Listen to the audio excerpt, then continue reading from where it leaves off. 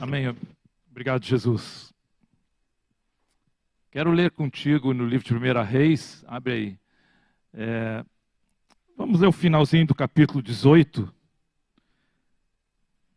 dos versos 45 e 46, e o início do capítulo 19. Então diz assim, 1 Reis 18, 45, em pouco tempo o céu se escureceu com as nuvens, e veio o vento e caiu uma tempestade.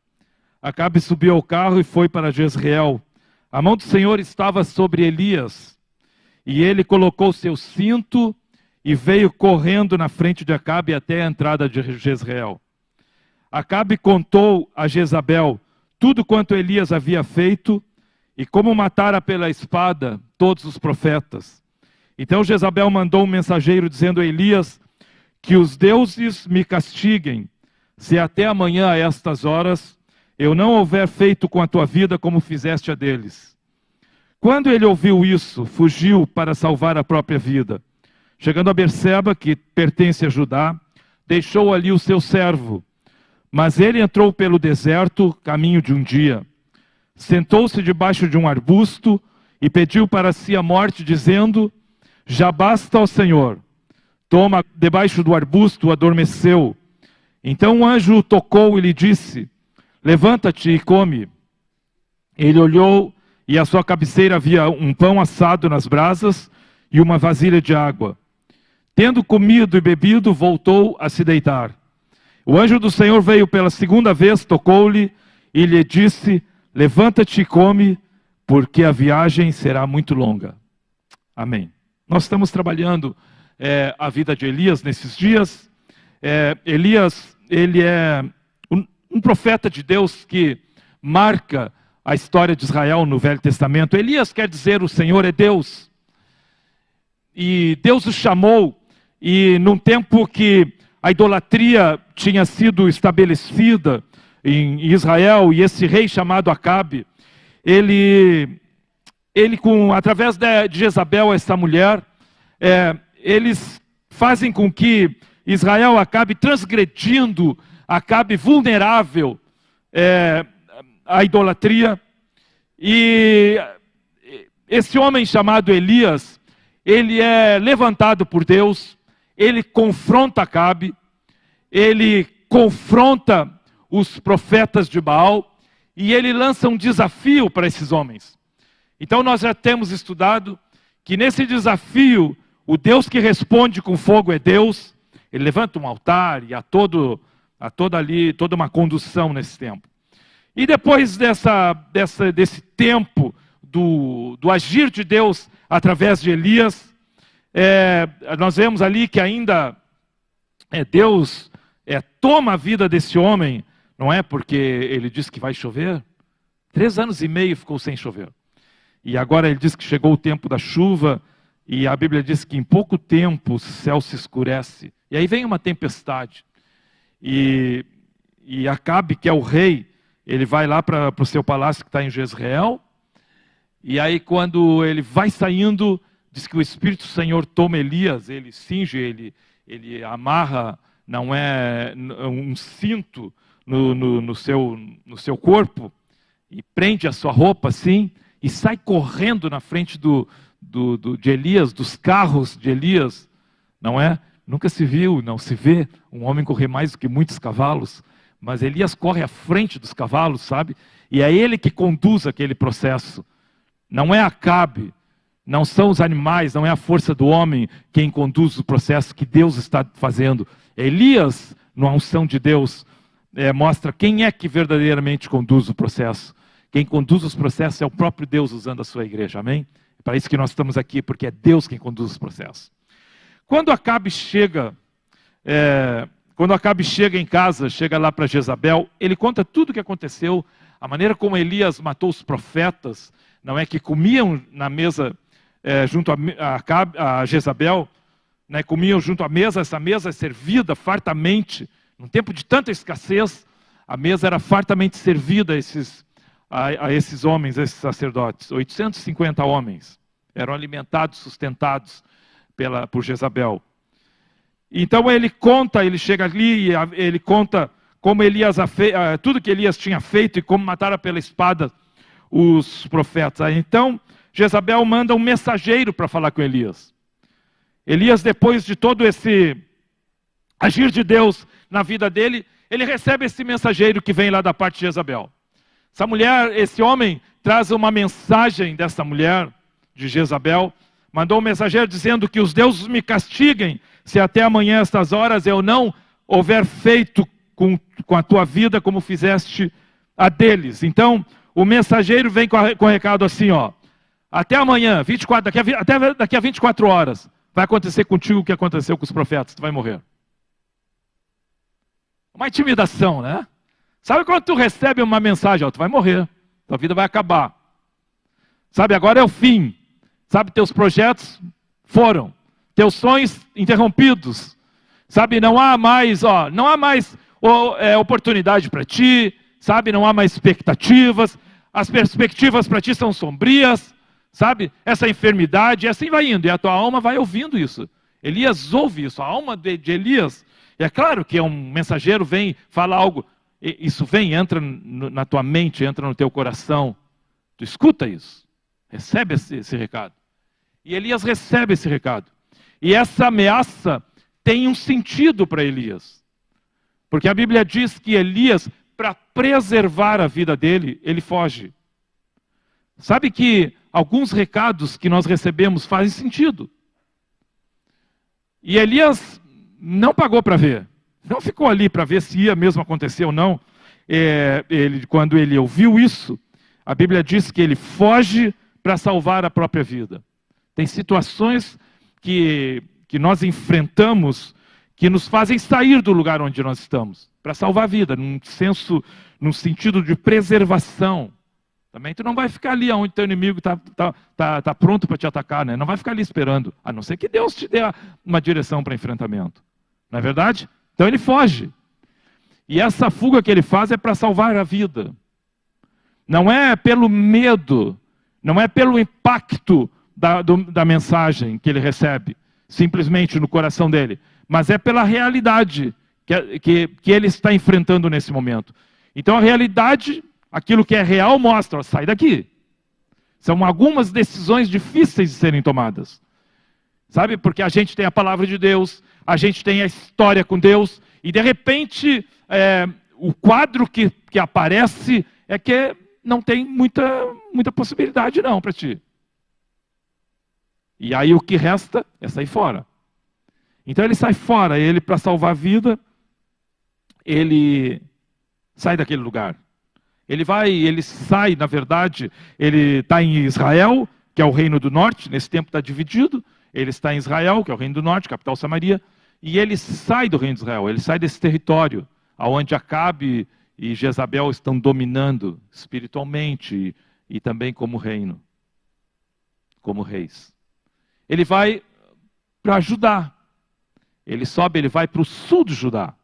Ele cruza a fronteira, passa a fronteira de Israel para Judá e vai para um lugar chamado Berseba.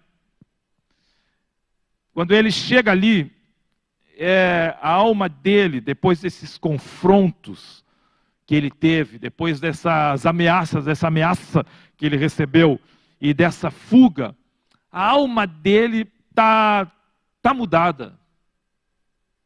A alma dele já não está batendo, sabe, daquela mesma maneira que estava batendo quando ele estava fazendo os enfrentamentos, quando ele estava falando com Acabe, quando ele estava enfrentando os profetas, quando ele estava desafiando, quando ele estava correndo na frente do carro de Acabe. Agora a alma dele está fugindo. E ele chega naquele lugar, e é um momento meio complicado conosco, né? Porque nós temos palavra de Deus, mas nós temos uma alma vulnerável. Nós temos uma alma incerta. Sabe, mesmo nós como igreja, nós temos palavra de Deus, mas os nossos pensamentos, os nossos sentimentos, o que vem na nossa cabeça, sabe, agora as decisões, os conselhos, as vozes que vêm. Entendeu? Isso traz um impacto em nós. E ele naquele lugar em Berseba, que é bem no sul de Judá, já onde é Jerusalém, a capital, já num outro ambiente espiritual, ele começa a tomar decisões. Sabe, a primeira decisão que ele toma é deixar o moço dele ali. E eu não sei como é que ele fez isso, entendeu? Eu acho que esse moço, ele teve que se afastar sem aviso prévio, entendeu? É aquilo, você está acompanhando alguém, né, você tem uma missão na sua vida e de repente aquilo é cortado. Ele corta, sabe, aquele moço na vida dele, aquele andar do moço na vida dele. Sabe que às vezes nessas decisões nós nos tornamos até um pouco ásperos, sabe, um pouco rudes. Nas decisões em si, nós tiramos pessoas de perto de nós nos livramos, né, porque aí é se livrar, né, de circunstâncias, de situações, daquilo que são nossos, que normalmente andaram com a nossa vida e fizeram parte da nossa vida.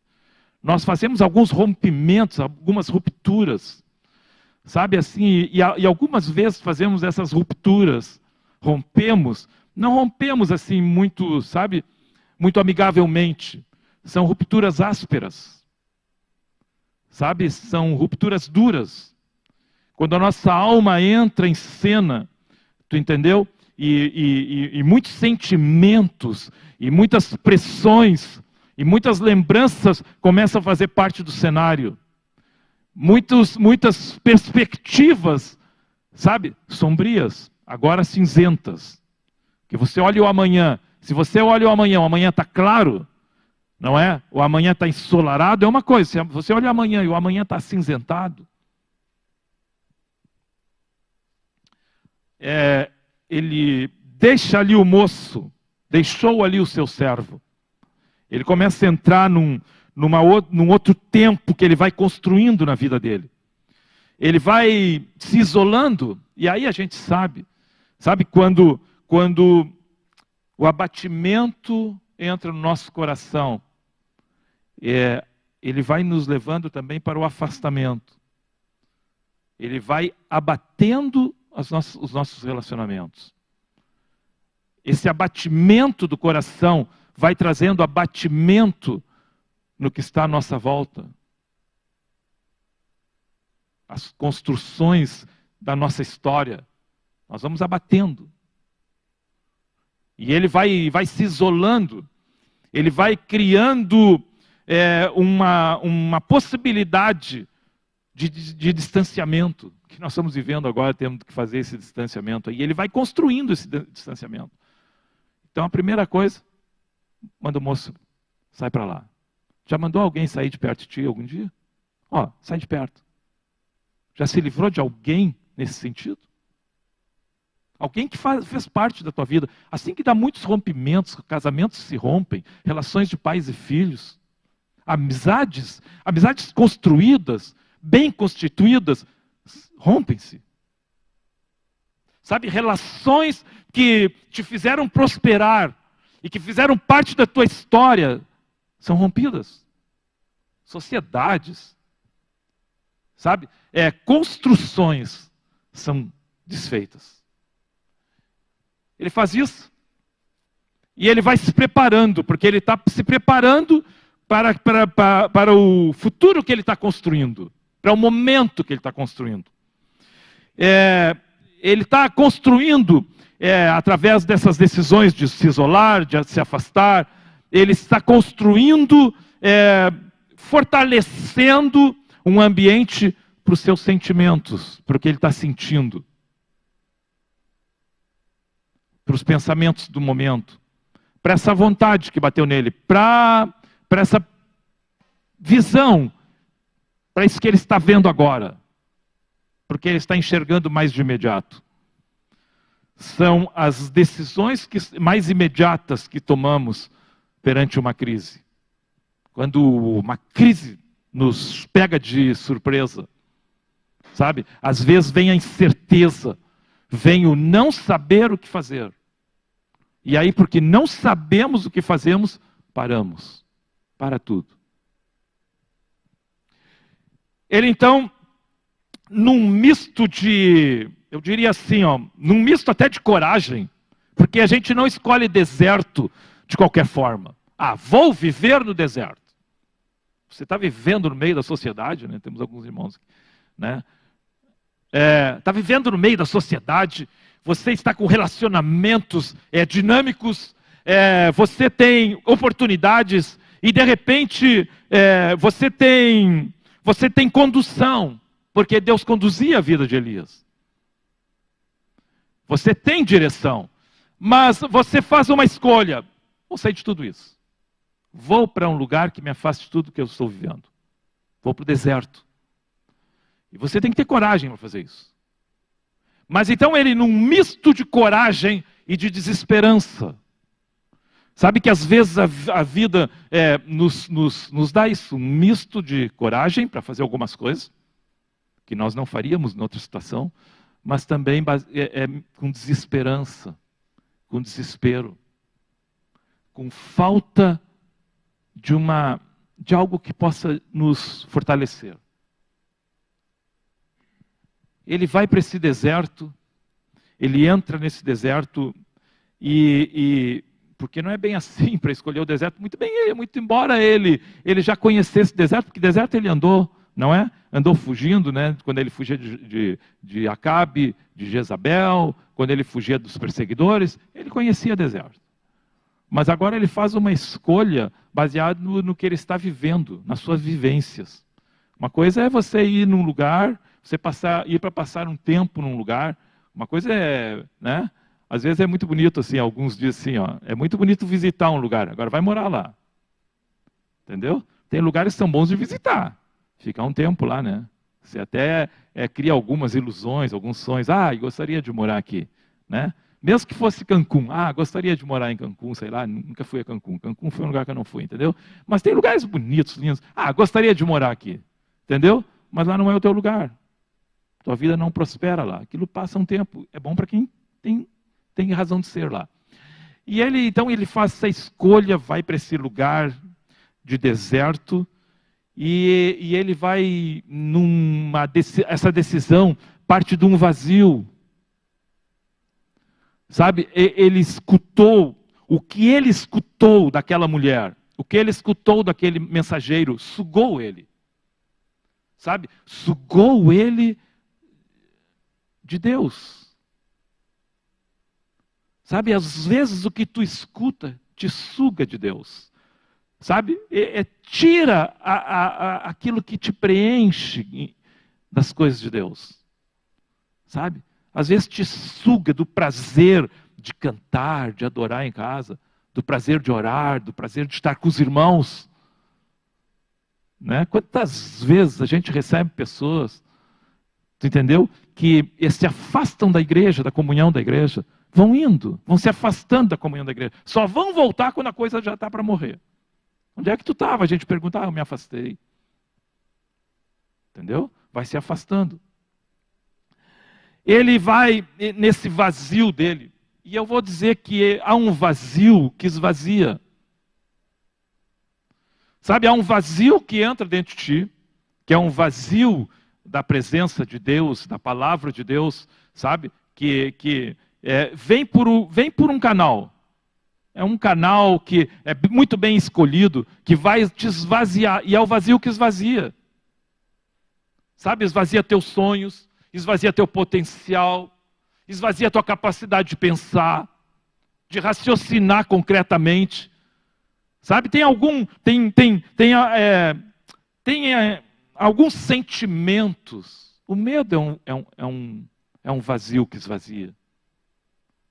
Sabe, quando você tem medo, e você tem medo de enfrentar uma realidade que é sua, que Deus lhe deu, que Deus tem para ti, sabe? E você tem medo. Tem pessoas que têm medo de casar, sabe? Tem pessoas que têm medo de casar, sabe? Não é que escolha ou não casar, não há problema nenhum em não casar.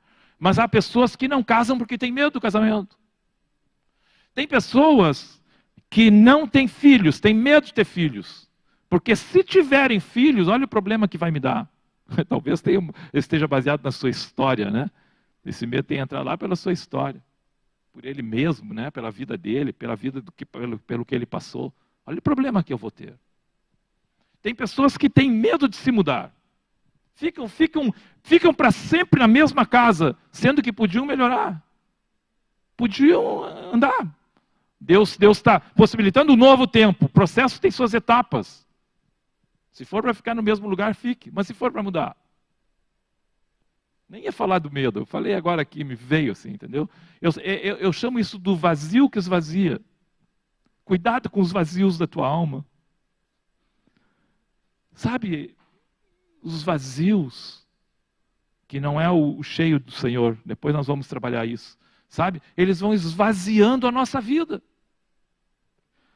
Sabe, ou então eu diria assim, uma alma cheia de alma. Sabe, às vezes a nossa alma, o que é a nossa alma? A nossa alma é a vontade, é aquilo que se processa em nós, através da vontade que nós temos, do entendimento que nós temos a respeito das coisas, por isso é o raciocínio, o intelecto, e do que nós sentimos, as nossas emoções. Aí traz lá as recordações, entendeu? Às vezes as lembranças são esse vazio. Você fica preso lá na lembrança do passado. As recordações, que não são boas. É uma alma cheia de alma. Por isso que a Bíblia diz que tem uma âncora segura da alma. Deus veio trazer uma âncora para a tua alma, para não ficar por aí. Porque a nossa alma, pela alma, ela não nos leva a lugar nenhum. Lugar nenhum é um lugar desconhecido. É a alma cheia da alma. E aí ele entra nesse deserto. Ele caminhou por um dia no deserto. Ele se senta debaixo de um arbusto. E ele pede aquilo que a alma dele fala. Né? Ele vai ali e começa nesse vazio, né? Ele vai tomando as decisões que uma alma toma quando está no deserto. Porque a alma no deserto tem decisões de deserto. Entendeu? O deserto tem todo um simbolismo, todo um significado de não crescer, de não prosperar, de não ter provisão em abundância. Entendeu? De escassez. E agora ele tá caminhando para tomar uma decisão, que são as decisões do deserto. Conduzidos pela alma dele. Cuidado. Porque você diz sim quando é para dizer não, numa hora dessa. E você diz não quando é para dizer sim. Cuidado com as decisões da alma no deserto. Ele entra lá nesse deserto, ele vai ficar embaixo daquele arbusto, e a Bíblia diz que ele pede para si a morte. Ele começa dizendo assim: já basta, Senhor. Toma agora a minha vida, pois não sou melhor do que meus pais. Quando ele começa a fazer uma análise da vida dele, uma análise pregressa do passado dele, ele começa a dizer: terminou, eu não sou melhor que meus pais. As ilusões começam a se acabar. Às vezes nós temos ilusões que a nossa geração vai ser melhor que a geração dos nossos pais. É uma coisa bem impressionante isso. Né? Sempre essas ilusões de que nós podemos ser melhor que nossos pais. Quem disse? Melhor que nossos pais é andar com Deus. Como sempre Deus andou. Porque daí a gente está sempre melhor do que nós mesmos. Porque nós, por nós mesmos, ao longo da história, somos o que somos. Somos um coração vazio de Deus. Somos um coração cheio de rebeldia, de desencontros, de desconforto, de desesperança, de incerteza. E aí Elias, ele está nesse lugar, deserto e alma, cheio de alma. Ele está ali para tomar uma decisão. E aí ele deita ali embaixo daquele arbusto e ele dorme.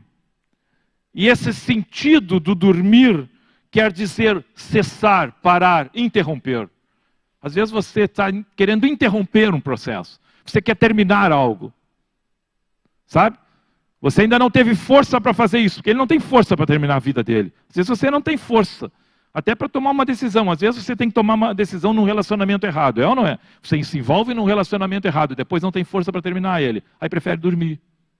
Faz de conta que não existe, faz de conta que não está rolando, faz de conta que não está acontecendo, mas está acontecendo. Acorda. Porque a vida continua, meu irmão. Não adianta dormir, porque o dia e a noite vão continuar mudando lá fora.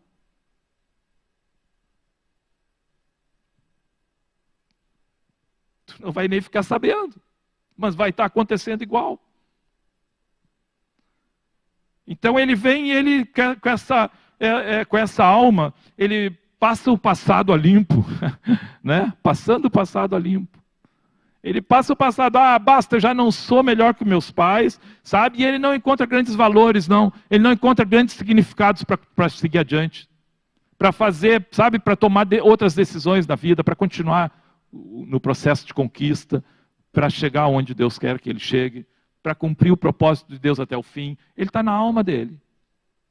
Sabe? E às vezes quando nós estamos assim nesse deserto, e nós nos aventuramos a decidir, a definir a vida, nós ficamos muito vulneráveis e muito sujeitos a tomar decisões erradas. É aí que nós saímos de lugares que não eram para sair. É aí que nós ficamos em lugares que não eram para ficar. É aí que nós deixamos de dizer sim para o que era para dizer sim. Nós dizemos não quero, não vou fazer, não é para mim. A gente só vai se dar conta 10, 20 anos depois, sei lá. Pode ser um mês também.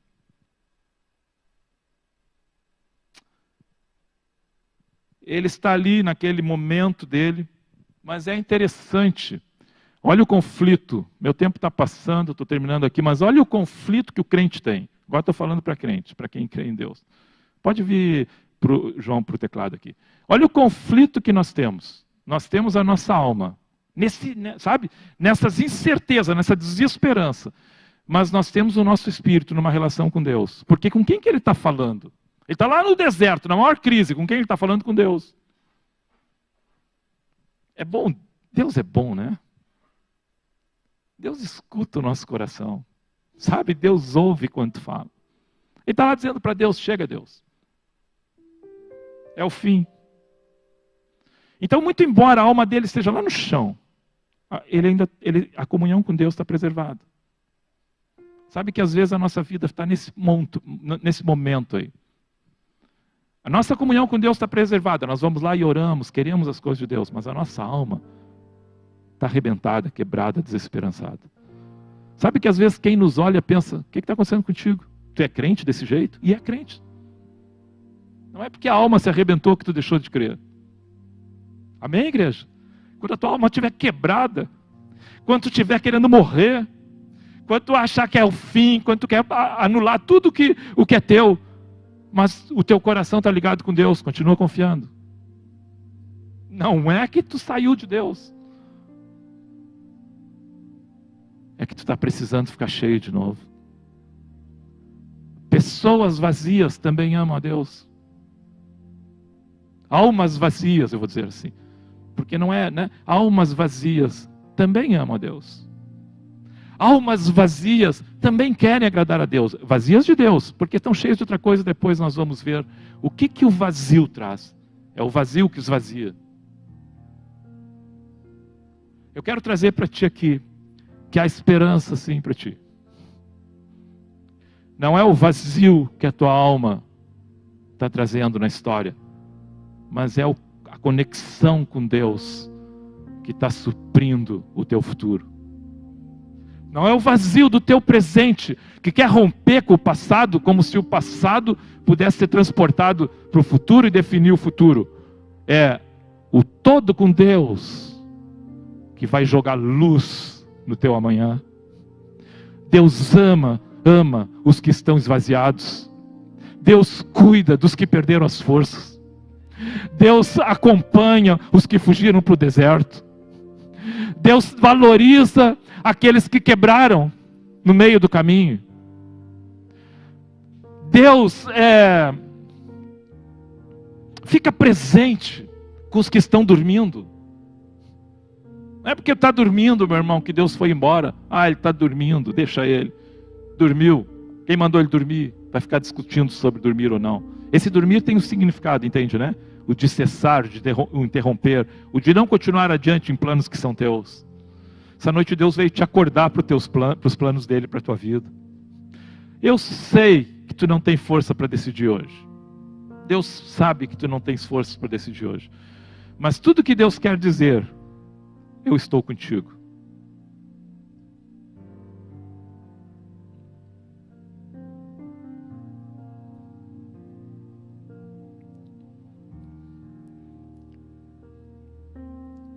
Sabe, a comunhão com Deus estava preservada, mas a relação consigo mesmo estava quebrada em Elias. Às vezes a tua comunhão com Deus, ela está preservada. Tu ama Deus. Aliás, tu quer ir para o céu. Essa é a hora que a gente mais quer ir para o céu. Eu quero ir para o céu. Não aguento mais essa vida. É ou não é? Mas tu não quer ir para o céu porque, né, tu quer alcançar o plano de Deus. Tu quer ir para o céu para fugir de ti mesmo. Então, muitas vezes a tua comunhão com Deus está preservada, mas a relação contigo está quebrada. A relação com os outros está quebrada. Muitas vezes tu entendes o perdão de Deus para ti, mas tu não entende o perdão teu para contigo mesmo.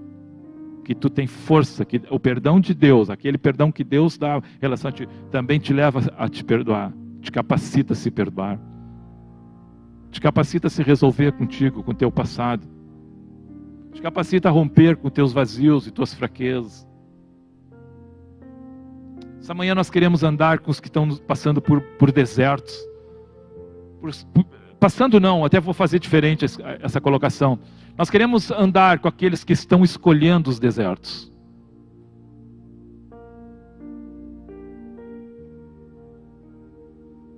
Com aqueles que estão tão vazios, receberam algo e esvaziaram, porque ele estava tão cheio, né?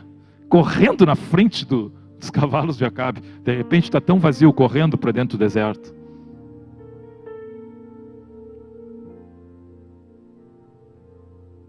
Nós queremos te dizer numa próxima ocasião, quem é que está contigo? A Bíblia diz que ele está, e eu tenho que parar aqui aos nossos tempos. Ele diz que está ali Elias, e ele olha,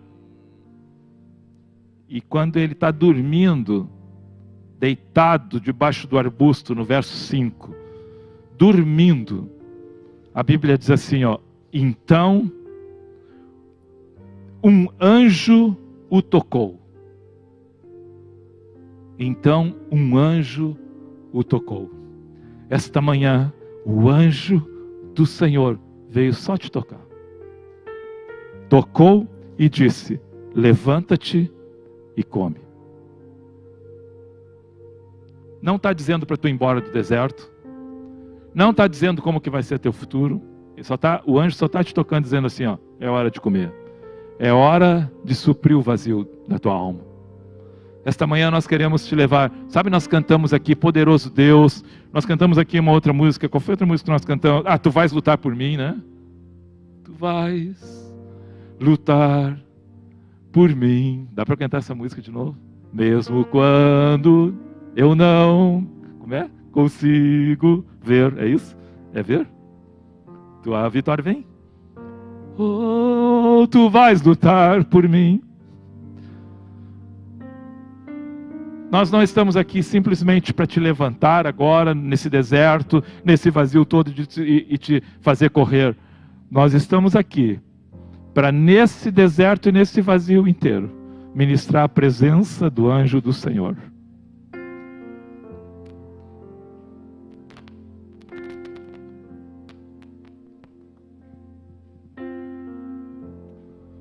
Coisa linda, né? Vida de crente. Vida de crente tem períodos em que a conexão com Deus está preservada, mas a relação consigo mesmo está quebrada. E vai entender isso, né? Porque é um momento que às vezes a gente é muitas vezes incompreendido pelos que estão mais perto de nós, né? Nós estamos caminhando bem com Deus, mas estamos caminhando mal conosco mesmo, com a nossa história, com as nossas possibilidades e oportunidades, sabe? Caminhando bem com Deus, mas com dificuldades para tomar decisões, sabe? Com dificuldades para receber das oportunidades. Eu não quero que tu saia daqui pensando, vou fazer, não vou fazer. Não, eu só quero que tu saia daqui e saiba que o anjo do Senhor vem te alimentar. Só isso. Quanto mais quieto ficar, talvez seja melhor. Quanto menos falar, talvez seja melhor. Mas quanto mais ouvir e se alimentar, mais o vazio vai desaparecer. Levanta-te e come. Oh, levanta-te e come. Vamos ficar em pé, nós temos aqui os irmãos que trabalham aqui, as irmãs que estão ali no Kids, né? Há poucos irmãos. Estamos orando para em breve voltar os cultos presenciais. E nós vamos cantar, ministrar essa adoração, que o Senhor vai lutar por ti no deserto. O mesmo Deus que lutou, olha só, né? O nome desse homem é o Senhor é Deus. O Senhor é Deus, estava no deserto. E lá no deserto, Deus estava com Elias. Sabe, lá no teu deserto.